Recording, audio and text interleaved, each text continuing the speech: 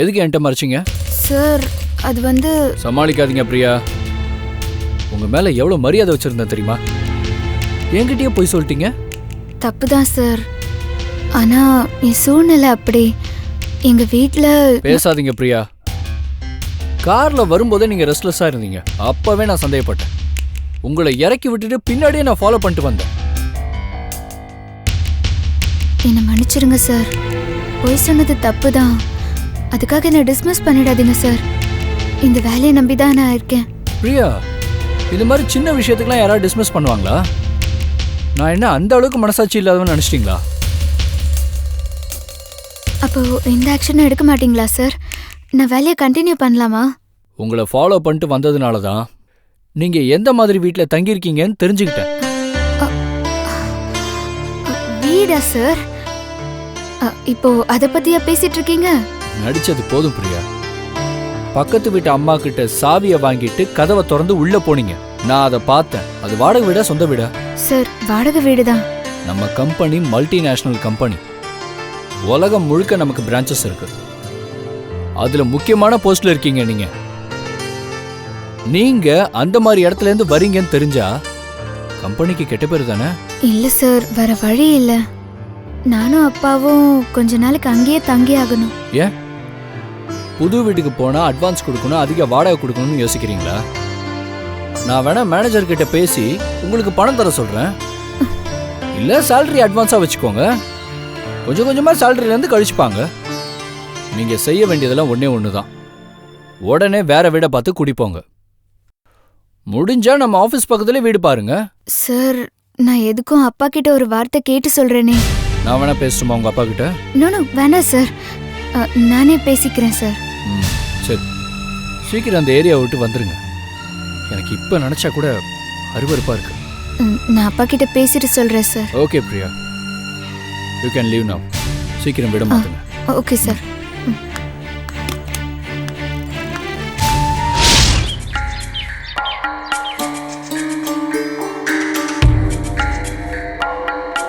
ஏமா, நம்ம எல்லாருக்கும் அந்த இன்ஸ்பெக்டர் மயில்வாகனை நல்லாவே தெரியும். ஸ்ட்ரெயிட் ஃபார்வர்டான டைப்பு, நேர்மையான போலீஸ் ஆஃபீஸர். அதுவும் இல்லாமல் அவங்க மாமா அற்புதனை பற்றி நான் நிறைய கேள்விப்பட்டிருக்கேம்மா. இந்த மாதிரி ஒரு குடும்பத்தில் நம்ம பொண்ணு மருமகளாக போனால் உள்ளங்கையில் வச்சு தாங்குவாங்கம்மா. இல்லைண்ணே, வசதி வாய்ப்பில் அவங்க நம்மளை விட கீழே இருக்காங்கண்ணே. மா, காரு ஏசி ரூம் வேணா இல்லாமல் இருக்கலாமா, ஆனால் அம்மா அக்கா மாமான்னு குணத்தில் எல்லாரும் நல்ல டைப்பாக இருக்காங்களேம்மா. இதை பாருமா, ஒருத்தரோட வாழ்க்கை தராதரத்தை பார்க்கறத விட மனுஷங்களோட தராதரத்தை பார்க்கறதாம்மா நல்லது. நீ சொல்றதுல எனக்கும் திருப்தியாக தான் இருக்கு. சுஷ்மா லண்டனில் பிறந்து வளர்ந்தவ, மிடில் கிளாஸ் ஃபேமிலியில் வாழறதுக்கு சம்மந்தமானு நீ அவ்வளோதானே கேட்கணும். அவ சின்ன பொண்ணு, அவட்ட என்ன கேட்கறது?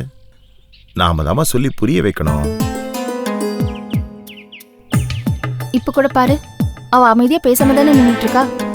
இதை நம்ம என்னன்னு எடுத்துக்கிறது? சுஷ்மா, இங்க பாரு, உன் மனசுல என்ன இருக்குன்னு ஓப்பனா சொல்லுமா. இத பாரு, உன்னை யாரும் இங்க கம்பல் பண்ண போறதில்ல. எங்க 2 பேருக்கும் அந்த இன்ஸ்பெக்டர் மயில்வாகனம் ஃபேமிலியை ரொம்ப பிடிச்சிருக்கு.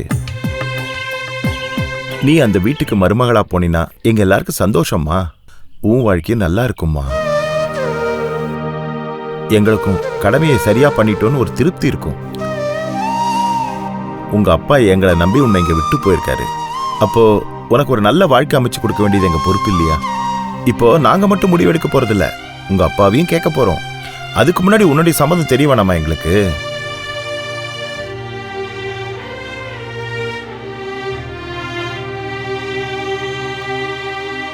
அண்ணன் இவ்வளோ சொல்லிட்டு இருக்காரு, நீ ஒண்ணுமே பேசாம இருக்க.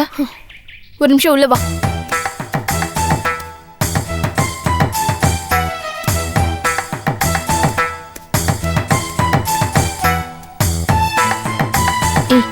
என்னடி அம்மா, எனக்கு இந்த கல்யாணத்துல விருப்பம் இல்லைன்னு மாமா முன்னாடி சொல்றியாமா?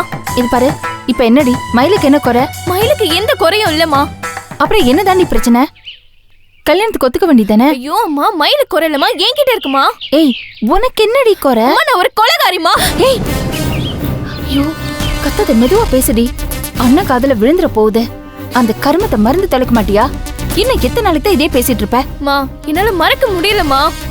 இது பாரு, கல்யாணம்னு ஒண்ணு நடந்து குடும்ப பொறுப்பும் தலையில விழுந்துருச்சுன்னா மத்த விஷயம்லாம் தானா மறந்துடுவேடி. மா ஒரு கொலைகாரி இன்ஸ்பெக்டர் பொண்டாட்டி ஆகலாமா? இது பாரு, ஒரு தடவை திரும்ப சொல்றேன் கேட்டுக்கோ. கொடைக்கானல்ல நடந்தது உனக்கு எனக்கும் தவிர வேற யாருக்குமே தெரியாது, தெரியவும் போறது இல்லடி. அது முடிஞ்சு போன கதடி. நான் செஞ்ச காரியத்தினால இந்த வீட்லயே என்னால நிம்மதியா இருக்க முடியல. போலீஸ்கார வீட்ல போய் எப்படிமா என்னால நிம்மதியா இருக்க முடியும்? தினம் தினம் செத்த பொழைக்கிற மாதிரி ஆயிடுமா. அதுக்காக காலம் பூரா எங்க கூட இருந்துற போறியா நீ? உனக்குன்னு ஒரு வாழ்க்கை வேண்டாமா? எனக்குன்னு ஒரு வாழ்க்கை இனிமே கிடையாது.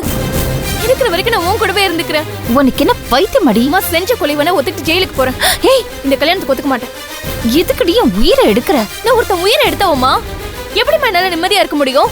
இது பாரு சுஷ்மா, மயிலுக்கு இந்த உண்மை தெரிஞ்சா உன்னை மன்னிச்சிருவாருடி. நடந்த சம்பவத்துல உன் மேல எந்த தப்புமே இல்ல தானே? நம்ம வீட்டுக்குள்ள வந்ததும் அவர் என்ன பார்த்த உடனே உன்னை சொன்னாரு, மறந்துட்டியாத? என்ன சொன்னாரு? குற்றவாளிதான் போலீஸ பார்த்து பயப்படணும், நீ ஏன் பயப்படுறன்னு என்ன பார்த்து சொன்னாரு இல்ல? என் முகமே அவங்களுக்கு காட்டி கொடுத்துருமா. ப்ளீஸ் வேண்டாம்.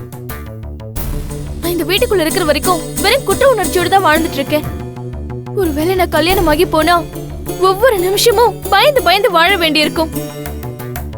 அம்மா ப்ளீஸ்மா, நான் உன் கூடவே இருந்துடுறேம்மா. நான் சொல்றது கேளு, தயவு செஞ்சு என்ன புரிஞ்சுக்கோமா ப்ளீஸ்.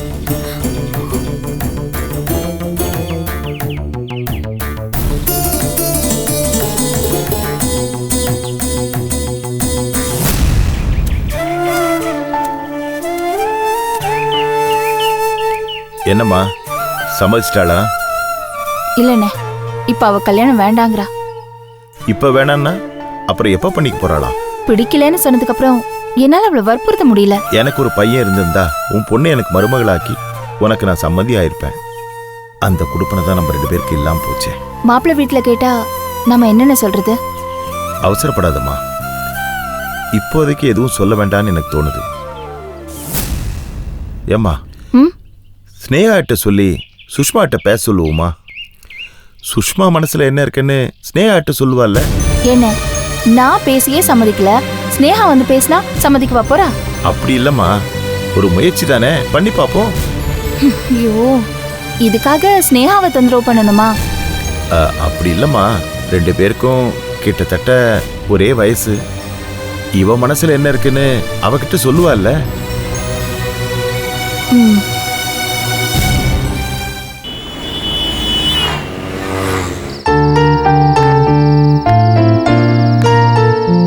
அக்கா, இந்த வந்துட்டப்பா. இந்தப்பா. ஆமா, இன்னும் பிரியா என்ன வரல? இனிமேதான் வருவாக்கா. சரி, டீ குடிக்கிறீங்களா? நான் போய் இல்ல, எடுத்து வரட்டுமா? அதெல்லாம் ஒண்ணு வேணாக்கா, பரவாயில்ல. தம்பி, இங்க பாருப்பா, 2 பேரும் இப்படி மாங்குன்னு வேலை பார்த்து யாருக்கு சொத்து சேர்க்கறீங்க? ஒன்னா சந்தோஷமா இருக்க வேண்டிய வயசுல இப்படி பணத்துக்கு பின்னாடியே ஓடிட்டு இருந்தா எப்படிப்பா? ஏதோ சொல்லணும்னு தோணுச்சு, சொன்னேன். தப்பா எடுத்துக்காதப்பா, சரியா?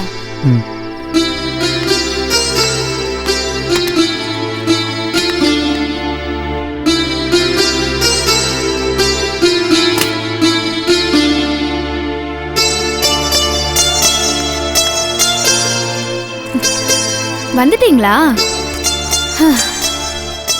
எப்பங்க வந்தீங்க? இப்பதான் 1/2 மணி நேரம் ஆச்சு. டீ குடிக்கிறீங்களா? போட்டு தரவா?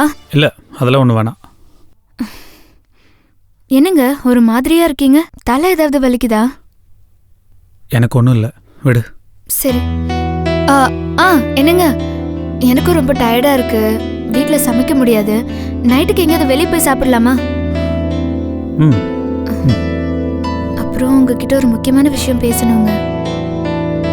சொல்லு. இங்க இருந்து டெய்லி ஆஃபீஸ்க்கு போயிட்டு வர்றது ரொம்ப போராட்டமா இருக்குங்க. ஆஃபீஸ்க்கு கிட்டேயே ஏதாவது ஒரு நல்ல வீடா பார்த்து போயிடலாங்க.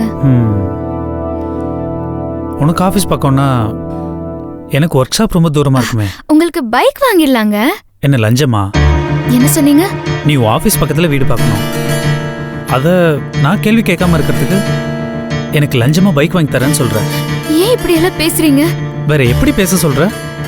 நீயே சொல்லு, இந்த வீடு மாற்ற வேண்டிய அவசியம் என்ன? இங்கிருந்து ஷேர் ஆட்டோல போயிட்டு ஷேர் ஆட்டோல வர, இதுல உனக்கு என்ன கஷ்டம் இருக்கு?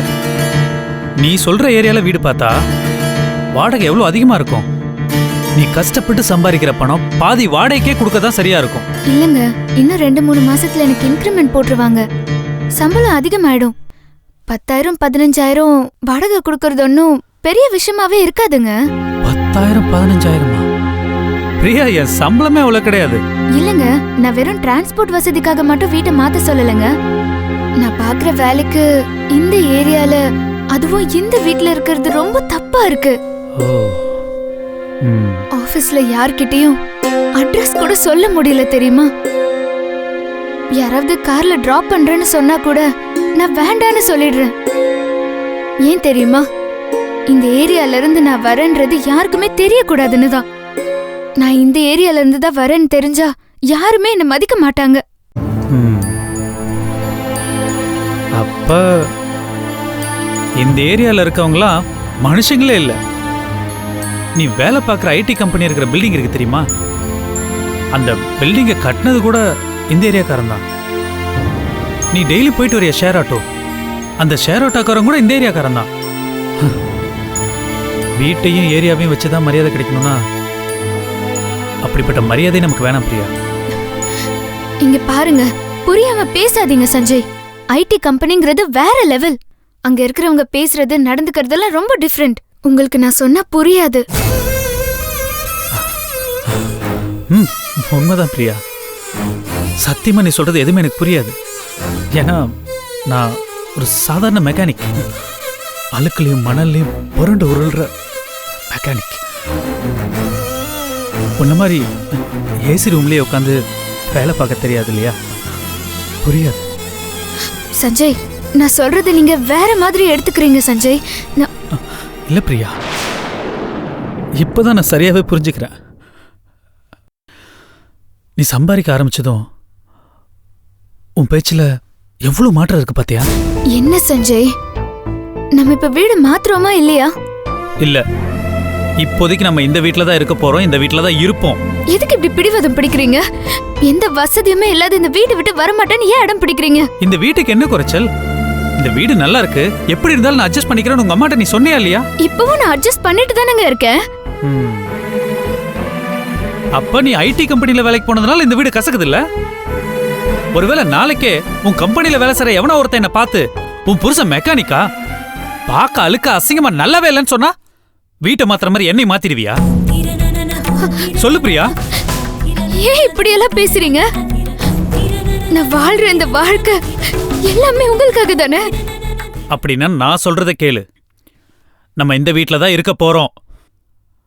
அப்படி ஒரு வேளை இந்த வீட்டை மாத்தினாதான் நீ வேலைக்கு போக முடியும்னா இந்த வேலையே உனக்கு வேணாம். நான் போய் சாப்பாடு வாங்கிட்டு வரேன்.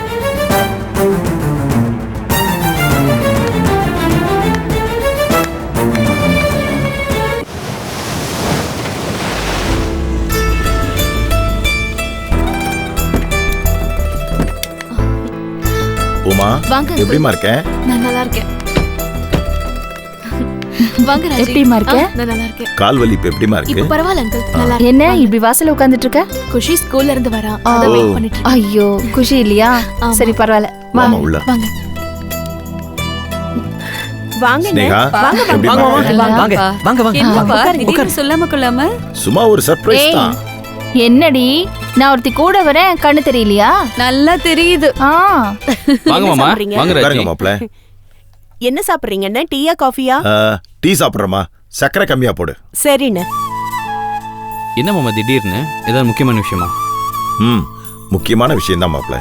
சுஷ்மா கல்யாண விஷயமா பேசிட்டு போலான்னு வந்தேன். சுஷ்மாக்கு கல்யாணமா? சொல்லவே இல்ல. எப்ப கல்யாணம்? யார் மாப்பிள? மா, உங்களுக்கு எல்லாம் சொல்லாம பண்ணிடுவோமா? நம்ம எல்லாருக்கும் தெரிஞ்சவர் தான், இன்ஸ்பெக்டர் மயில்வாகனன். யாரு? நம்ம மயில் சாரா? சூப்பர் மாமா, நம்ம சுஷ்மாக்கு ஏத்த ஜோடி தான். நம்ம அளவுக்கு அவங்க குடும்பம் வசதியா? வசதி வேணுங்கிறது ஒன்றும் என் மனசுக்கு பெருசா படலமா.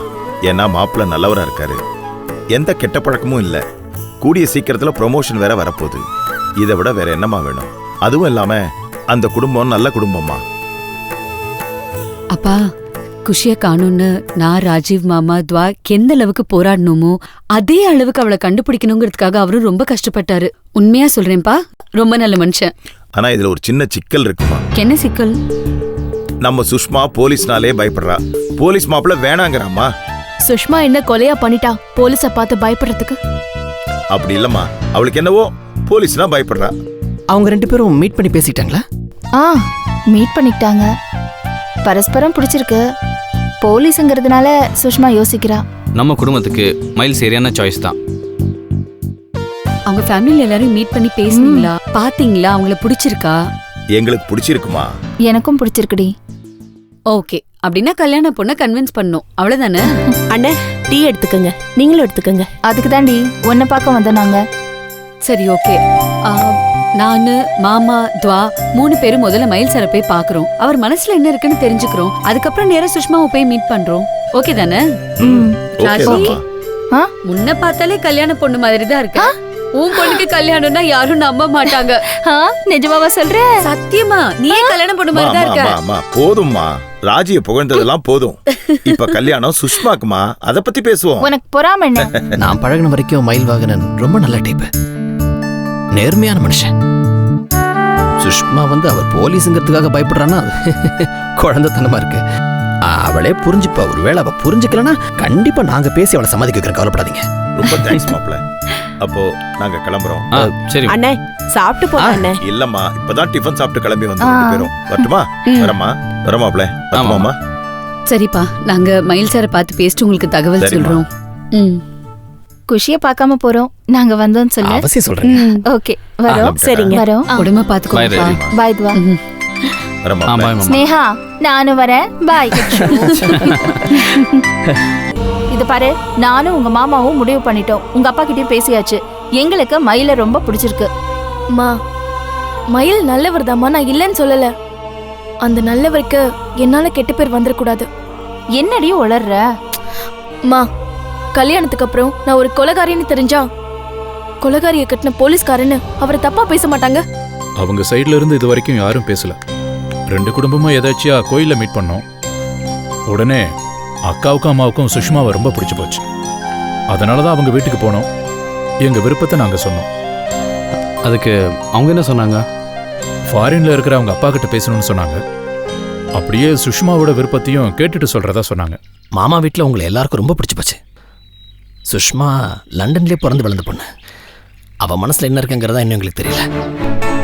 சுஷ்மா லண்டன்ல பிறந்து வளர்ந்தாலும் நம்ம ஊர் கலாச்சாரத்தையும் பண்பாட்டையும் மதிக்கிற பொண்ணு. கண்டிப்பா அப்பா அம்மாவோட விருப்பத்துக்கு எதிராக நிக்க மாட்டா. இது பாரு, உன்னோட முடிவுக்காக தான் காத்திருக்கோம். நீ சொல்றதை வச்சுதான் நாங்க மயில் கிட்ட பேசணும். நான் என்னமா சொல்றது? ஒரு கொலையை பண்ணவ எப்படிமா போலீஸ்காரனை கல்யாணம் பண்ணிக்க முடியும்? ஏய், எப்ப பார்த்தாலும் கொலை பண்ண இதே தான் உனக்கு சொல்ல தெரியுதாடி? நாம அவனை தூக்கி போட்ட இடத்துல அவன் பொணமே கிடைக்காது. ஏன், அவன் எலும்பு கூட கிடைக்காதுடி. இது பாரு, நானும் நீயும் சொல்லாம அவன் செத்து போனது யாருக்குமே தெரியாது. அவன் யாரு, எந்த ஊரு, அவன் அப்பா அம்மா என்ன பண்ணிட்டு இருக்காங்கன்னு எதுவுமே நமக்கு தெரியாதுமா. அவனை பறி கொடுத்தவங்க இன்னும் தேடிட்டு தானே இருப்பாங்க. தேடி இருந்தா கிடைச்சிருக்கலாம். ஆனா எனக்கு முதலா பார்த்த பொண்ணு சுஷ்மா தான். அவளை எனக்கு மட்டும்தான் பிடிச்சிருக்குன்னு நினைச்சேன். ஆனா எங்க வீட்டுல எல்லாருக்கும் சுஷ்மாவை பிடிச்சிருக்கு. உங்களை மாதிரி மாப்பிள்ளை அமையறதுக்கு ராசி கொடுத்து வச்சிருக்கணும். எங்க அப்பாவுக்கு உங்களை பிடிச்சிருக்கு. சுஷ்மா சொல்ல போற பதிலுக்காக தான் காத்துட்டு இருக்கோம். கல்யாண வயசாயிட்டாலும் அவன் இன்னும் சின்ன பொண்ணு தான். ராஜிக்கும் மாமாவுக்கும் அவன் இன்னும் குழந்தை மாதிரி. சுருக்கமாக சொல்லணும்னா எங்கள் சைடு எல்லாருக்குமே ஓகே. சுஷ்மாவோட பதிலுக்காக தான் வெயிட்டிங். எனக்கு பிடிக்கல. ஒரு கொலைகாரியா இந்த உலகத்துல வாழ்றது எனக்கு சுத்தமா பிடிக்கவே இல்லம்மா. ஏய், சும்மா தேவையில்லாம உளறிட்டு இருக்காத.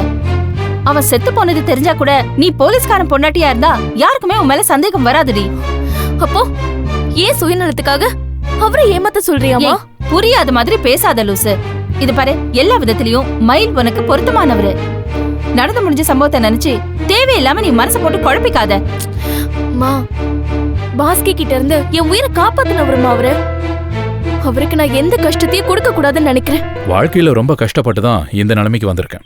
நான் பட்ட கஷ்டம் இனி யாரும் படக்கூடாதுன்னு தான் ஆதரவற்ற குழந்தைங்க 10 பேரை நான் தத்தெடுத்து வளர்த்துட்டு இருக்கேன்.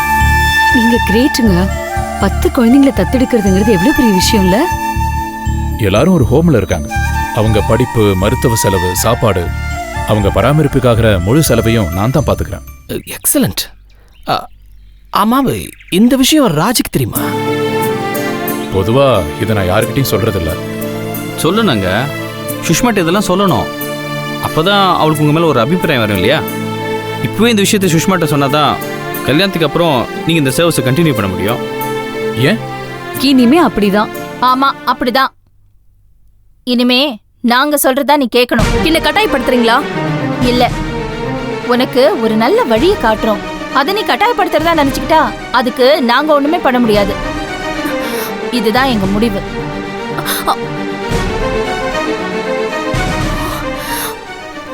முடியும், கண்டிப்பா நல்லபடியா முடியும். இங்க நடந்த விஷயத்த நாங்க சுஷ்மா கிட்ட போய் கண்டிப்பா பேசுறோம்.